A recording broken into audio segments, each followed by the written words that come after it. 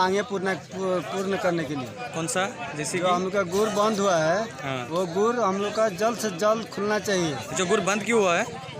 जो लाली बोल रहा है, सारी सरकार भी लाली सोच रहा है। किसी संगठन ने बता दिया सारी लाली है, तो सरकार भी सुन लिया है जो लाली है।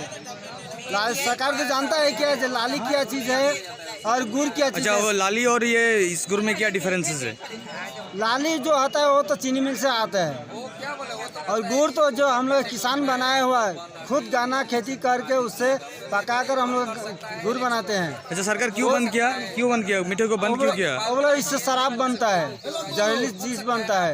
आज तक ये अमृत बनकर रहा, आज जहरीला बन गया है। वो बोला है अफीम है, यही बोल रहा है, संगठन का आदमी पूरे बोल रहा है ये अफीम है। अच्छा, इसका बाद में आप लोग और क्या करने वाले हैं? हम लोग ये आज से जो धरना चल रहा है, काल गुरुवार 10 बजे से जो धरना चल रहा है, शुक्रवार हो गया, जब तक हम लोग का सरकार सुनाई नहीं सुनेगा, तब तक हम लोग इसमें धरना चलता ही रहेगा। मरते दम तक चलेगा ये धरना। सब एक साथ पे किसान मजदूर जिंदाबाद, हमारी मांगे पूरी करो, हमारी मांगे पूरी करो।